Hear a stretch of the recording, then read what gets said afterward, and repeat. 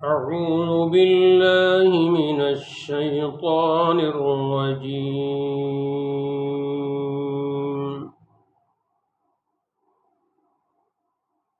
بسم الله الرحمن الرحيم.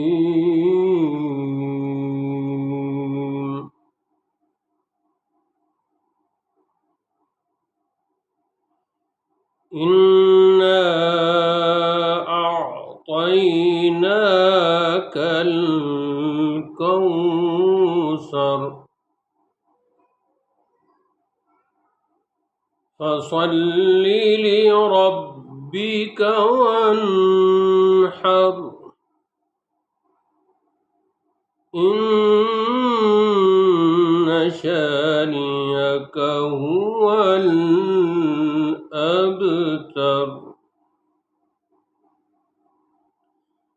بسم الله الرحمن الرحيم. قل أعوذ برب الناس ملك الناس إله الناس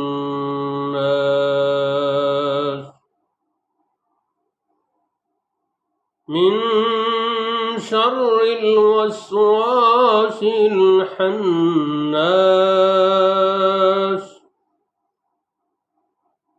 الذي يوسوس في صدور الناس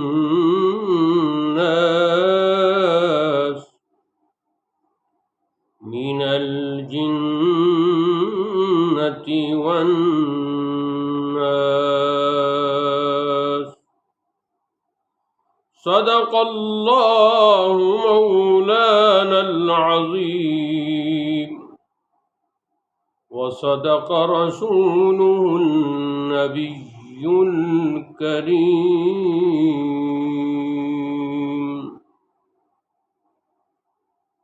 تلاوت قرآن مجید کے بعد سامعین و ناظرین، حسب معمول ٹک ٹاک پر ہمارے دروس کا لائیو سلسلہ شروع ہوا چاہتا ہے. ہمارا جو سامعین و ناظرین ویڈیو دیکھیں گے تو ان کے علم میں یہ ہونا چاہیے کہ فارمیٹ کچھ اس طرح کا ہے کہ تلاوت کلام پاک کے بعد مختصر درس تفسیر ہوتا ہے، سورہ بقرہ کی تفسیر جاری ہے، اس کے بعد درس سیرت ہوتا ہے، اس کے بعد قادیانیوں کو دعوت ہدایت دی جاتی ہے، اور ساتھ ہی ساتھ نعت و مدحت کا سلسلہ بھی رواں دواں رہتا ہے. ہم ہر روز اس بات کا اظہار کرتے ہیں کہ ہدایت اور تبلیغ یہ ہمارا فریضہ ہے، اور انوار ہدایت سے منور صرف اور صرف اللہ تعالیٰ ہی کر سکتا ہے. انبیاء علیہم السلام کا بھی یہی طریقہ تھا، انہیں بلاغ مبین کا حکم تھا، اور بس باقی ہدایت کا دینا یا نہ دینا یہ اللہ تعالیٰ کے اختیار میں ہے. ویسے تو یہ جو ہمارا سلسلہ یوٹیوب پر بھی لائیو ہوتا ہے، لیکن آج پاکستان میں کچھ نیٹ کا مسئلہ ہے، تو اس کا ویڈیو بن رہا ہے جو بعد میں یوٹیوب پر اپلوڈ کر دیا جائے گا انشاءاللہ. تو بات ہو رہی تھی ہدایت کی، کہ ہدایت دینے والا اللہ ہے، جس کو چاہتا ہے اپنے کلام مجید کے ذریعے اور اپنے نیک بندوں کے ذریعے اسے ہدایت عطا فرما دیتا ہے، اور جسے گمراہ رکھنا چاہتا ہے اسے گمراہ ہی رکھتا ہے. قرآن مجید میں بھی اس بات کا اعلان فرمایا ہے، یضل بہ کثیرا ویہدی بہ کثیرا، کہ اس قرآن مجید کو پڑھ کر کتنے ہی گمراہ ہو جاتے ہیں اور کتنے ہی ہدایت پا جاتے ہیں. تو تو ہم اپنے پہلے سلسلہ تفسیر کی طرف منتقل ہوتے ہیں۔ کل منافقین کا ذکر جاری تھا اور آیت نمبر 8 تک تلاوت ہوئی تھی اور کچھ تفسیری نکات پیش کیے گئے تھے۔ آیت نمبر 9، اعوذ باللہ من الشیطان الرجیم، بسم اللہ الرحمن الرحیم، یخادعون اللہ، فریب دینا چاہتے ہیں اللہ، والذین آمنوا، اور ایمان والوں کو، وما یخدعون الا انفسہم، اور حقیقت میں نہیں فریب دیتے مگر اپنی جانوں کو، وما یشعرون، اور انہیں شعور نہیں ہے۔ اب ذرا تفسیر کا خلاصہ بیان کیا جاتا ہے تفسیر ریاض القرآن سے۔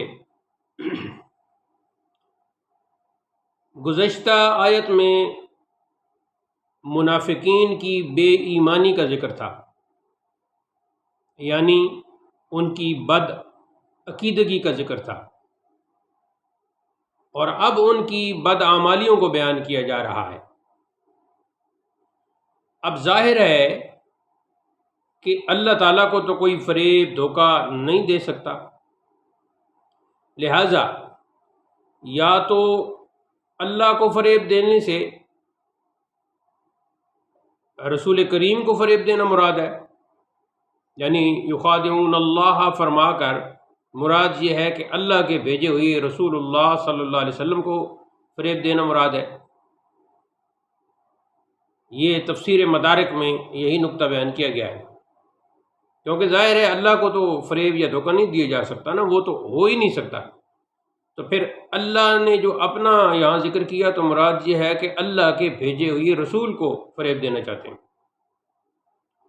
جس کی منافقین نے بے حد کوشش کی مگر بالآخر ناکام، خائب و خاسر رہے، اس لیے کہ اللہ کریم نے اپنے حبیب کریم کو نہ صرف منافقین کے پوشیدہ رازوں بلکہ تمام علوم غیبیہ سے سرفراز فرمایا ہے، اور حضور کے صدقے آپ کے غلاموں کو بھی وہ نور ایمانی بخشا ہے جس سے وہ لوگوں کے دلوں کو بخوبی ملاحظہ فرما لیتے ہیں، اور جن کے نور باطن کا یہ حال ہو تو انہیں کوئی بد نہاد کیسے فریب دے سکتا ہے؟ تو لا محالہ فریب کاروں اور دھوکہ بازوں کا دھوکہ خود ان کے لیے باعث وبال ہوا۔ اس لیے ارشاد ہے کہ حقیقت میں تو وہ دھوکہ نہیں دیتے، وما یخدعون، حقیقت میں تو وہ دھوکہ نہیں دیتے الا انفسہم، مگر اپنی جانوں کو۔ چنانچہ دنیا میں رسوائی اور آخرت میں عذاب شدید میں مبتلا ہوں گے۔ اور فریب دینے سے مراد یہ ہے کہ بظاہر ان کا دعویٰ رکھنے کے بظاہر ان کا جو دعویٰ ہے ایمان کا، یعنی ایمان کا دعویٰ رکھنے کے باوجود دل میں خدا تعالی اور جو ایمان والے ہیں یعنی مومنین ہیں، ایمان والوں کی تکذیب رکھتے ہیں، انہیں جھٹلاتے ہیں، اور انہیں یہ معلوم نہیں کہ اللہ تعالیٰ نے اپنے محبوب کریم کو بھی ان کے دلوں کی اس پوشیدہ جو خباثت ہے، خباثت سے خبردار فرمایا ہوا ہے۔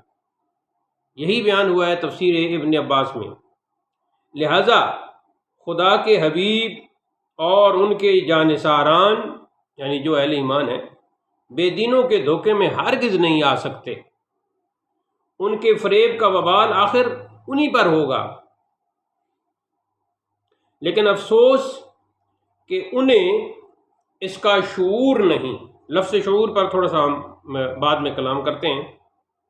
اس آیت سے معلوم ہوا کہ صحابہ کرام کی مخالفت ان منافقین کا طریقہ ہے، یعنی ان منافقین کا طریقہ ہے جن کا دین ہی دوسروں کو دھوکہ دینا ہے، یہ بھی معلوم ہوا کہ صحابہ کرام کے دشمن دنیا میں رسوا اور آخرت میں عذاب شدید میں مبتلا ہوں گے۔ اب منافقین کی بدعملی کا جو یہ ذکر ہو رہا ہے، آگے پھر اس کی ان کے دلوں میں جو مرض ہے اس کی تفصیل آئے گی، لیکن ہم تھوڑا سا اب جو پہلے ارشاد فرمایا یخادعون اللہ، اس میں یخادعون یعنی دھوکہ دیتے ہیں کہ منافقین اللہ کریم اور ایمانداروں کی تکذیب کرتے تھے، یعنی جھٹلاتے تھے۔ تو یہاں یہ ارشاد ہے کہ خود جھوٹ بھی بولتے تھے، یعنی گویا ان میں دونوں بد خصلتیں موجود ہیں، جھٹلاتے بھی تھے اور خود جھوٹے بھی تھے، اور ہمارے نبی کریم ان کی منافقت سے اچھی طرح باخبر بھی تھے، مگر اس کے باوجود ان کے قتل کی طرف توجہ نہ فرمائی۔ اور سیدنا عمر فاروق کے عرض کرنے پر فرمایا کہ میں اس بات کو ناپسند کرتا ہوں کہ لوگوں میں یہ چرچے ہوں کہ حضرت محمد صلی اللہ علیہ وسلم اپنے ساتھیوں کو قتل کر ڈالتے ہیں، یعنی جو اعرابی آس پاس ہیں انہیں یہ تو معلوم نہ ہوگا کہ ان منافقوں کے پوشیدہ کفر کی بنا پر انہیں قتل کیا گیا ہے، ان کی نظریں تو صرف ظاہرداری پر ہوں گی، اور جب ان میں یہ بات مشہور ہو جائے گی کہ نبی پاک اپنے ساتھیوں کو قتل کر ڈالتے ہیں تو خوف ہے کہ کہیں وہ اسلام قبول کرنے سے رک نہ جائیں۔ اب آتے ہیں جی لفظ شعور کی طرف۔ یہ جو فرمایا نا وما یخدعون الا انفسهم وما یشعرون، یعنی انہیں شعور نہیں ہے۔ تو شعور عربی زبان میں علم حسی کا نام ہے جی۔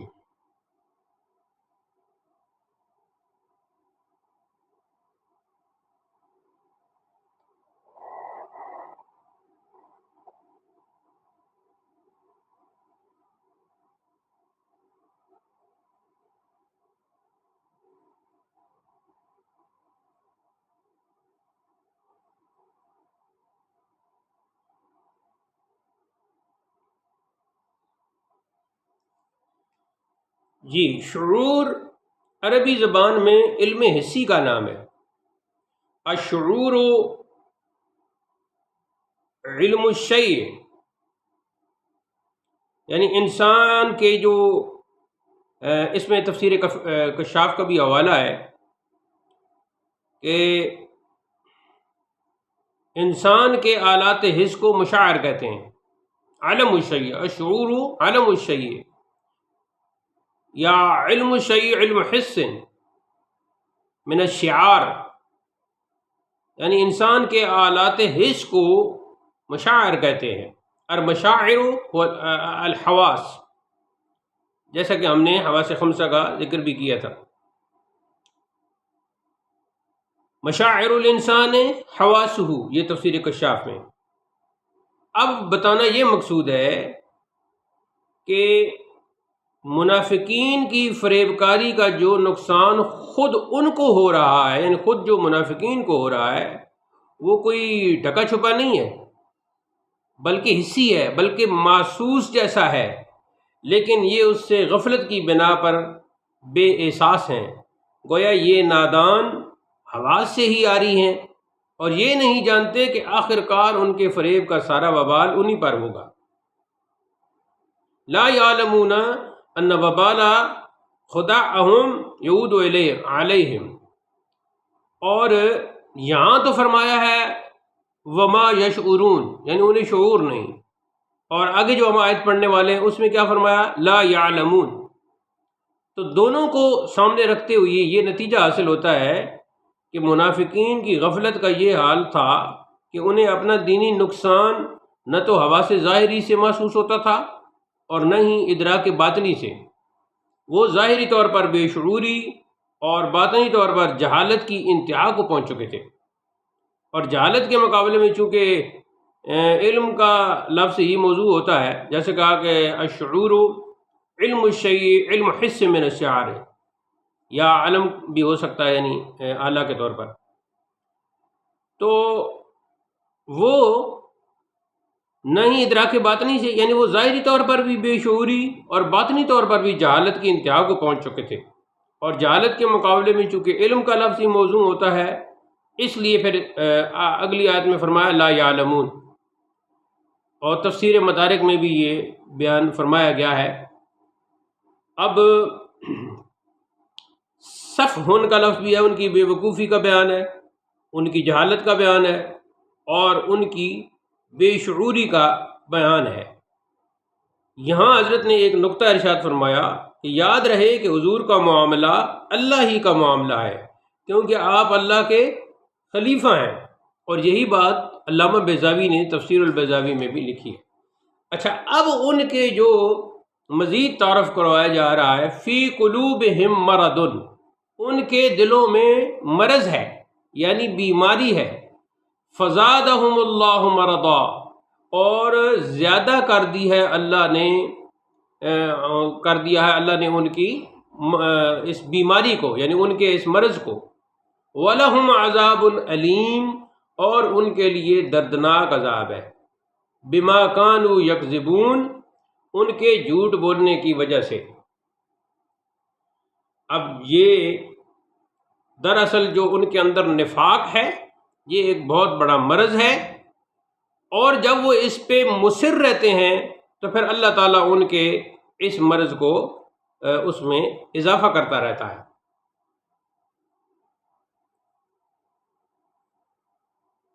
اب یہاں لکھا کہ فی قلوبہم مرض، ان میں اس کی وجہ بیان ہو رہی ہے کہ وہ فریب دینے کی کوشش اس لیے کرتے ہیں کہ ان کے دل میں شک و نفاق ہے، شک بھی ہے نفاق بھی ہے، لہٰذا یہ وہ فریب دینے کی کوشش کرتے ہیں، اور خلاف اور ظلمت کی بیماری بھی ہے، اور وہ باقاعدہ بڑھتی جا رہی ہے. اسی بد عقیدگی کو مرض کہا گیا، یعنی یہ دلی بیماری ہے ان کی، جس سے معلوم ہوتا ہے کہ بد عقیدگی روحانی زندگی کے لیے تباہ کن ہے. اور اس آیت سے یہ بھی ثابت ہوا کہ جھوٹ حرام ہے، یعنی جھوٹ بولنا حرام ہے، اور آگے جو فرمایا نا وَلَهُمْ عَذَابٌ علیم، اس سے پتہ چلا کہ جھوٹ حرام ہے اور اس پر عذاب بھی مرتب ہوتا ہے.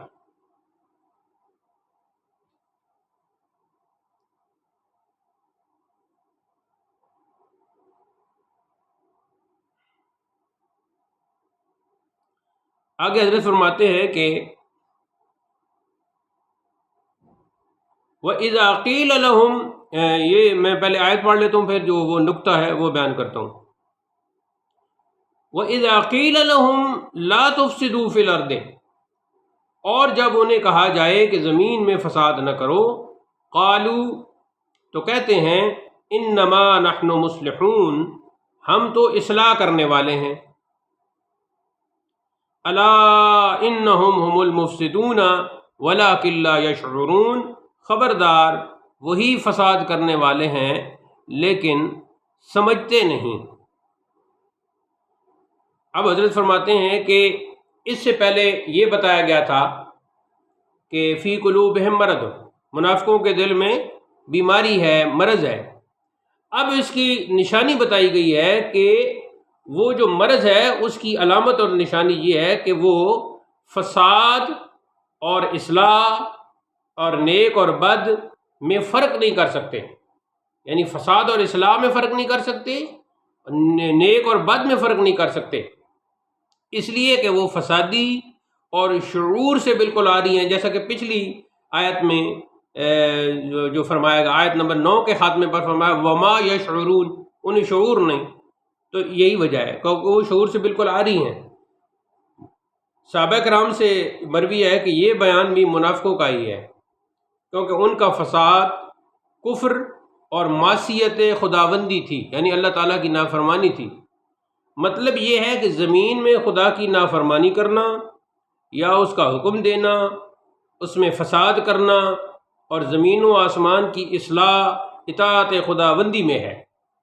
اور تفسیر عباسی میں ہے کہ منافقین کا فساد سیدنا محمد مصطفیٰ صلی اللہ علیہ وسلم کے دین سے لوگوں کو روکنا تھا، یعنی نہ جاؤ حضور جناب محمد الرسول اللہ صلی اللہ علیہ وسلم کی باتیں نہ سنو، ان پر ایمان مت لاؤ، ان کی نبوت و رسالت کو مت مانو، یہ تھا، یعنی وہ روکتے تھے۔ اور جب انہیں اس بات سے منع کیا جاتا تو کہتے کہ ہم اصلاح کرتے ہیں۔ گویا ان کی نگاہ میں جو فسادی ہیں وہ مسلمان تھے، اور وہ خود بڑے صلح کل اور امن پسند تھے، جیسے آج کل کے بے دین اور جو بدعقیدہ ہے وہ بھی اسی طرح کا ہی دعویٰ کرتے ہیں۔ اللہ کریم نے ان کا سختی سے رد فرمایا اور کہا ہم المفسدون، یعنی یہ منافق ہی فسادی ہیں، مفسد ہیں، فساد پھیلاتے ہیں، مسلمان فساد نہیں پھیلاتے۔ اب حضرت فرماتے ہیں کہ یہاں سے معلوم ہوا کہ نبی کریم کے دین سے لوگوں کو روکنا اور اپنی طرف سے اصلاح کا دعویٰ کرنا منافقوں کا شیوا تھا، یعنی یہ منافقوں کا طریقہ تھا، اور جو آج کل کے بد مذہبوں نے اپنایا ہوا ہے، اس میں یہ سارے فرقے آ جاتے ہیں، خود خصوصاً قادیانی فرقہ دین کی اصلاح اور قوم کی فلاح کا دم بھرتے نظر آ رہے ہیں، لیکن جن کے وسیلے سے خدا نے دین عطا فرمایا ہے ان کے نام کا نعرہ سننا بھی گوارا نہیں کرتے۔ ذیاب فی سیاب لب کلمہ، دل میں گستاخی، یہ بھیڑیے ہیں، کپڑوں کے اندر بھیڑیے ہیں جنہوں نے کپڑے پہن رکھے ہیں، ان کے لب پر تو کلمہ ہے لیکن ان کے دل میں گستاخی ہے۔ ذیاب فی سیاب لب کلمہ، دل میں گستاخی، سلام اسلام ملحد کو کہ تسلیم زبانی ہے۔ ایسے ملحدوں کو ہم دور سے سلام کرتے ہیں، کیونکہ ان کی جو تسلیم ہے، یعنی انہوں نے جو مانا ہوا ہے وہ زبانی ہے، زبانی ان کا ماننا ہے، یہ دل سے اسلام کو نہیں مانتے، نہ اللہ کو مانتے ہیں، نہ قرآن کو مانتے ہیں، اور نہ ہی جناب محبوب رحمان کو مانتے ہیں، یہ دل سے نہیں مانتے۔ سلام اسلام ملحد کو، ایسے ملحد کے سلام کو ہم دور سے سلام کرتے ہیں کہ وہ زبانی تسلیم کر رہا ہے، دل سے اقرار نہیں کر رہا، تصدیق نہیں کر رہا۔ یوں ہی صحابہ کرام، اہل بیت اطہار اور اولیاء کرام کے خلاف بدگوئی کرنے والے یہ جتنے بھی رافضی اور ناصبی وغیرہ ہیں، تمام دین کی راہ میں رکاوٹیں ڈال کر منافقوں کے نقش قدم پر چل رہے ہیں، یعنی اس دور کے وہ جو منافقین تھے یہ سارے بدعقیدہ ان کے نقش قدم پر چل رہے ہیں۔ اللہ کریم تمام بے دین فرقوں کو ہدایت نصیب فرمائے اور ہمیں توفیق بخشے کہ دوست اور دشمن میں تمیز کر سکیں، ورنہ زوال ہی زوال ہے۔ تو یہ جو مختصر تفسیر تھی سورہ بقرہ کی آیت نمبر 12 تک، انشاءاللہ بشرط زندگی کل آیت نمبر 13 سے تفسیر کا آغاز ہوگا۔ السلام علیکم ورحمۃ اللہ وبرکاتہ۔ استاد محترم خان بھائی کو اوپر لینے ہوں گے لیکن ان کو چوٹ لگ گئی۔ اچھا پہلے تو آپ کو یہ ماڈریٹر بنا دوں نا، یہ مسئلہ بھی حل ہو جائے گا۔ میں ان کو جی کل ماڈریٹر ہٹے کیوں ہیں؟ کیونکہ وہ آگے دلی بروزی قادیانی شیطان بیٹھے ہوئے ہیں جو ہمیں ماڈریٹر شپ سے ہٹا دیتے ہیں۔ یہ بس یہ میں نے بس ٹھیک ہے، آپ کو ان کو بھی بنایا ہوا ہے، تو اس وقت آپ دونوں ماڈریٹر ہیں۔ وہ کل آج والی جو آئی ڈی پہ بنایا تھا نا، اس میں وہی مسئلہ ہو گیا تھا، آج پھر پرانی آئی ڈی سے آئے ہیں، لیکن یہ مسئلہ انشاءاللہ جلد حل ہو جائے گا۔ اس مرض کو پکڑ لیا گیا ہے۔ کیا پتہ چلا؟ بس اس میں آپ تھوڑا سا انتظار کریں، ٹھیک ہو جائے گا یہ انشاءاللہ۔ اچھا آج یہ ہوا ہے کہ یہ پتہ نہیں کیوں نہیں آ رہے اور مجھے ڈراپ کرتا ہے، نہیں آپ کو لیا ہے کال پہ۔ یہ اصل میں ایسے ہے کہ رات سے نیٹ بند ہے، موبائل سروس بھی بند ہے، اور یہ وائی فائی کا اہتمام کیا ہے جس میں تاخیر بھی ہو گئی اور اب بھی پرابلم ہے بہت۔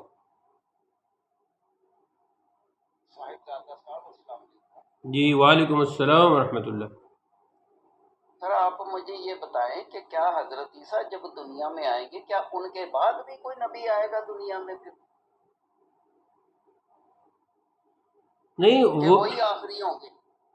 حضرت عیسیٰ جو ہے، اچھا پہلی تو بات یہ ہے کہ یہ درس تفسیر ہمارا، میرا یہ سوال ہے، میں ریپیٹ کر دوں کہ کیا ایک حضرت منٹ عیسیٰ ٹھہرے کے نا، بعد ایک بھی منٹ کوئی ٹھہرے، نبی آئے ایک گا منٹ یا ٹھہر وہ جائیں، آخری ہوں گے؟ ایک منٹ ٹھہر جائیں. جی آپ کون ہیں؟ ٹھہر گیا آپ کون ہیں؟ سر، میرے سوال کا جواب آپ دے دیں کہ کیا حضرت عیسیٰ کے بعد ایک کوئی نبی بات آئے گا نہیں یا میں وہ آخری ہوں گے؟ یہ میں بتا عباس صاحب، گفتگو کے کچھ آداب ہوتے ہیں، وہ سیکھ لیں پہلے پھر آئیں، یا تو ورنہ تو میں نے سوال نہیں. کیا ہے، میں نے آپ لوگوں کی طرح کوئی گالی تو نہیں دی. چلو یہ جی اچھا، خان بھائی کو میں نے لیا تھا لیکن وہ نظر نہیں آ رہے، حالانکہ وہ مطلب پینل پہ آ گئے تھے.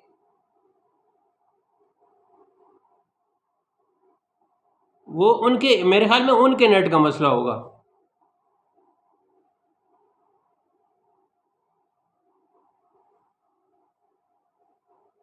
جی ارباب صاحب کریں میسج.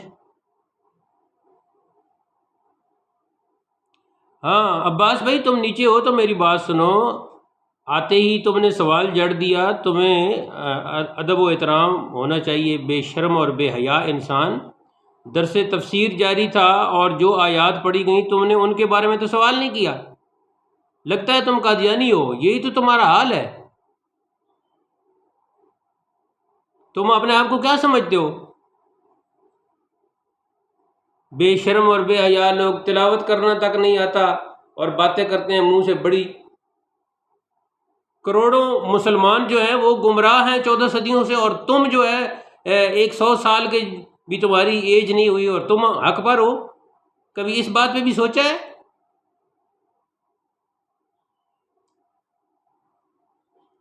یہ تمہارا ہی ذکر ابھی ہوا ہے نا. نہ تمہیں کوئی شعور ہے، نہ تمہیں کوئی علم ہے، نہ تمہیں بولنے کے آداب ہیں. بات تم ایسے کر رہے ہو جیسے میں تمہارا کوئی نوکر ہوں یا شاگرد ہوں.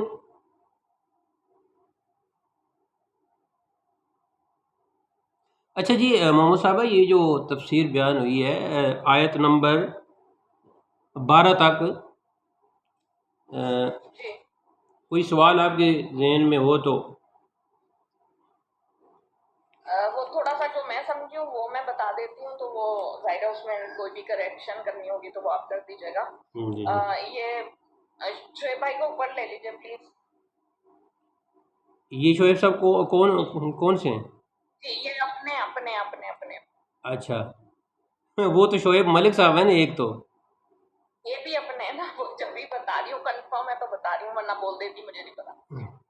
تو خیر ہم نے وہ جو قرآن شریف میں ظاہر ہے الحمد شریف سے سٹارٹ ہوا ہے، تو الحمد شریف میں سب سے پہلے اللہ تعالیٰ نے اپنی تعریفیں بیان کی ہیں اور پھر بتایا ہے کہ کن لوگوں پر وہ انعام کرے گا، اپنی صفات بیان کی ہیں. پھر جب یہ الف لام میم پہلا سپارہ جب شروع ہو رہا ہے تو اس کتاب کی تعریفیں ہیں، یعنی قرآن مجید کی، قرآن شریف کی. تو کہ قرآن شریف، اور پھر یہ متعین ہوا ہے کہ کن لوگوں کو ہدایت ملے گی. ہدایت صرف ان کو ہدی للمتقین جب کا ہے تو جن لوگوں کو جو متقی ہوتے ہیں اور جو چاہتے ہیں ہدایت پانا، تو مجھے سمجھ میں آیا. جی جی جی جزاک اللہ. بالکل. اور پھر اس کے بعد جو ہے متقین لوگوں کے بعد کافروں کا ذکر ہوا، اور کافروں کے ذکر کے بعد اب منافقوں کا ذکر جاری ہے. پھر منافقوں کے ذکر میں پہلے ان کی بدعقیدگی کا ذکر ہوا اور اس کے بعد ان کی بدعملی کا ذکر ہوا. جی تو وہ منافقین وہی ہیں جو مسلمانوں میں جاتے ہیں تو وہ کہتے ہیں ہم مسلمان ہیں، اور دوسرے لوگوں میں بیٹھتے ہیں تو وہ ان جیسے ہو جاتے ہیں. تو وہ ایسے لوگوں کے لیے ظاہر ہے بہت ہی برا عذاب ہے. اور ایسے لوگوں کو مسلمانوں نے فگر آؤٹ کرنا ہے کہ وہ جو ہے نا منافق لوگ کون سے ہیں، جی جی اور جی اپنا راستہ الگ رکھنا ہے. اور جیسے کہ اب اس کی مثال قادیانی ہیں فی الحال. جی. اچھا شعیب صاحب آپ انمیوٹ کریں، اور اگر آپ نے درس تفسیر سنا ہے تو کوئی سوال ہے تو کریں. السلام علیکم. سوری معذرت ہے، میں نے سنا نہیں ہے. میں ایکچولی وعلیکم قادیانی السلام کے ورحمۃ. براڈ سے، جی وہاں پہ میرا تھوڑا قادیانی کے براڈ سے ہو کے آ رہا ہوں. تو وہاں پہ میرا تھوڑا سا ان کے ساتھ ہو گئی تھی بات چیت. وہ قرآن پہ بات کرنا چاہ رہے تھے. میں نے پہلے ان کو بولا کہ بھائی آپ تو قرآن ہی الگ ہے، تو جی میں تو اس پہ بات ہی نہیں کرنا چاہتا. تو کہتا نہیں جی آپ قرآن سے بات کریں. نہیں، قرآن کو یہ کب مانتے ہیں؟ یہ قرآن کو نہیں مانتے. میں ابھی وہ ہمارا ویسے تو اس کے بعد سیرت کا ہوتا ہے، لیکن آج وقت بھی مختصر ہے، پہلے بھی کچھ نیٹ کی وجہ سے تاخیر ہو گئی اور جمعہ کا دن بھی ہے. میں یہ کہتا ہوں کہ یہ جو ہے خود مرزا قادیانی نے بھی کہا ہے کہ جو مجھے نہیں مانتا، مجھے نبی نہیں مانتا، وہ کافر ہے. مرزا بشیر نے بھی کہا ہے کہ جو مجھے ان کو نہیں مانتا مامور من اللہ، وہ کافر ہے. اچھا، یہ تو ہمیں کافر کہتے ہیں. جب یہ ان کے مطابق ہمیں کافر کہتے ہیں تو پھر یہ ان کا ہمارے ساتھ ان کی کیا بحث بنتی ہے؟ بھائی پہلے تو ہمیں مسلمان تو تسلیم کرو نا.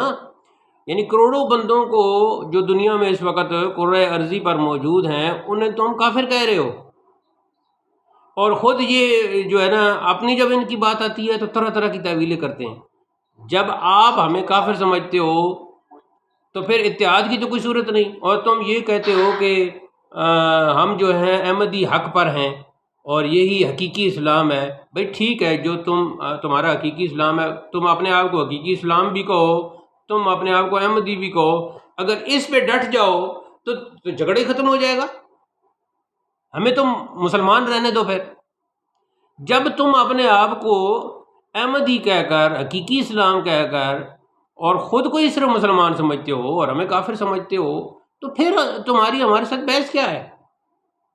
بحث تو ہو نہیں سکتی.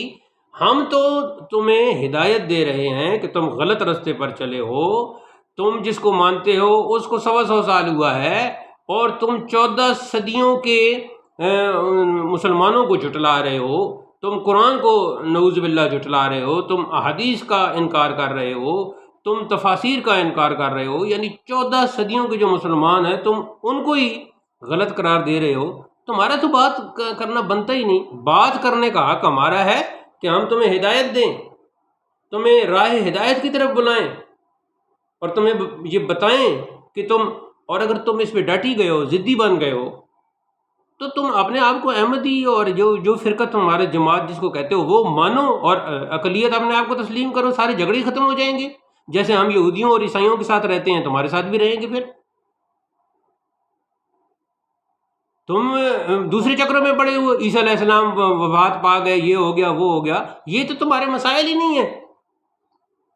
اگر تم اگر اس پہ، میں کہتا ہوں تم ساری زندگی اگر اس پہ لگا دو نا کہ عیسیٰ علیہ السلام وفات پا چکے ہیں، تو میں کہتا ہوں